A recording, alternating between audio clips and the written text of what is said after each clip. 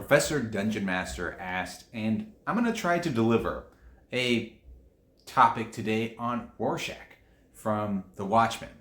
So I was watching this video by Runehammer, who puts out a bunch of awesome stuff. You can check it in the link below. And he was talking about the Dr. Manhattan mindset.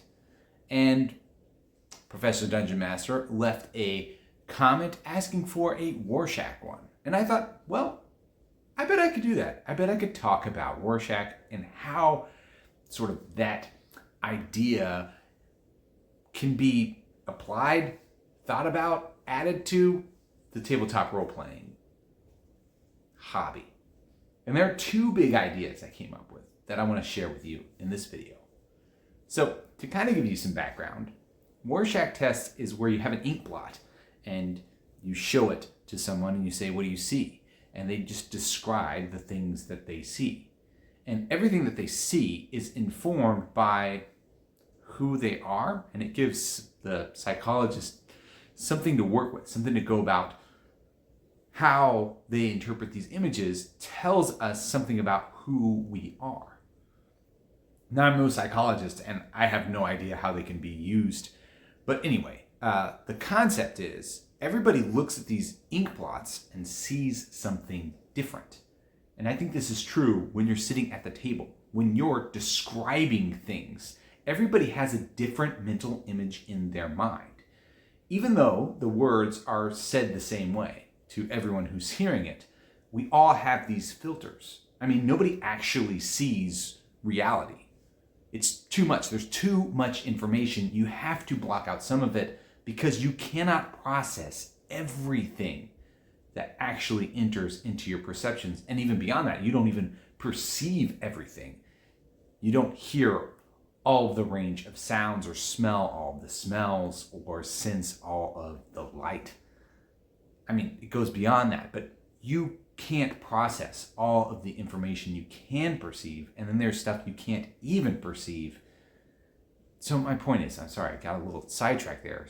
My point is, everybody is filtering out that information in different ways, and that gives them a different view of even the same thing. And that's kind of the Rorschach-ness of it, if you will. Everybody's seeing a different thing at the table. And so even though somebody might be presented with something that is benign or even good to the person who's presenting it, they're presenting it, they think it's a good thing or at least a neutral thing, and the listener could take that thing as something that's negative, right? And I've been on this, right? I have done something that I think was actually a positive, a good, and somebody else at the table thought that as an absolute negative because we were viewing the same information with different lenses, with different backgrounds, different ideas that we came to the table with, maybe not even realizing that we had these things, and that clashed. Now, ideally, everybody's image is close enough that the cogs can still connect and the machine still works and the collective narrative keeps going. But sometimes I think we have just enough grinding in those gears that it comes to a stop. And when that happens, I think it's good to actually stop role-playing and talk it out with the other people that are at the table, because they are people. They're not just players in a game. And it's good to talk whenever we have these disruptions. Now, for that instance I was talking about, where I was doing something I thought was good and they saw it as something bad, we were able to work it out and it ended up being fine. But I think if you didn't resolve that issue, if you didn't talk about how you saw one thing and you thought it was this and they thought it was that, and if you never resolve that, then I think the mechanism of role-playing just continues to break down. And this could even be for something silly. Oh, you thought the chair was an elephant, and it wasn't. It was just a chair and not an elephant, but they thought it was an elephant because of the way that it was described, or they thought it was important, and it's not important. It's just a chair in the room. Move on.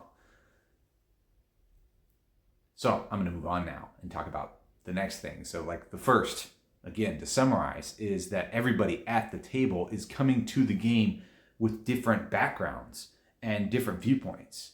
And if we share these things, we can make our game really rich. Because if you were just telling the story by yourself, it's going to come out in a predictable way. You know it. You know how you would tell the story. But by bringing up everybody else to the table and their different backgrounds and their different filters, the different things that they've accumulated with them from their life, will color those same experiences in different ways and add new meaning and new values to the same ideas.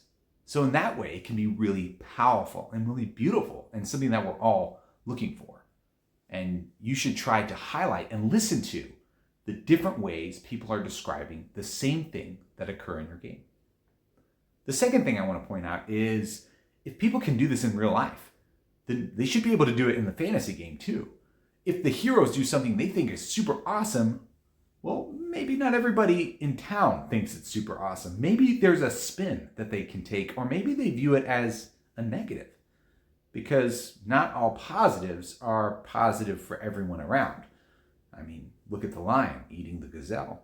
Great for the lion, bad for the gazelle.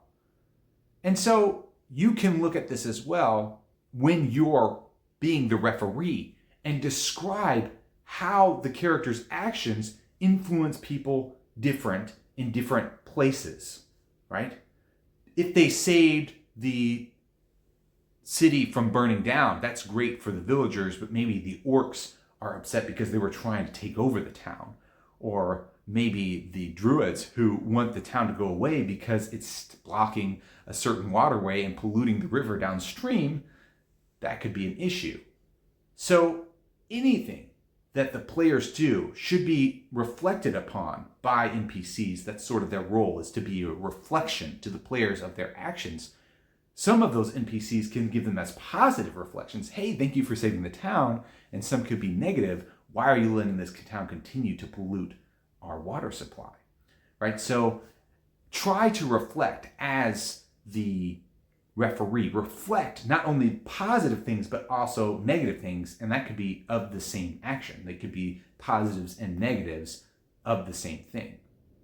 Just like one person can view the Rorschach test as one way, and somebody else could view it as different. To bring it back to the Watchmen, different people viewed the different Watchmen's actions as good, and some viewed it as bad, even though it's the same person. And I guess that's the beauty of it all. We all have different perspectives that we get to share in this wonderful game about storytelling. And it's about creating that together at the table. So hopefully you got those two quick takeaways. We're all looking at this at different eyes with different filters, and we should be cognizant of that and hopefully building on that. And when there is some grinding in the gears, try to work that out, maybe even outside of the game. And secondly, as referees, we can use this to our benefit to make the game world more rich by giving players multiple perspectives on their same actions. Well, I hope this delivered, Professor Dungeon Master. And to anybody else out there who is listening, I hope you found this valuable. May all your games be full of dread and laughter.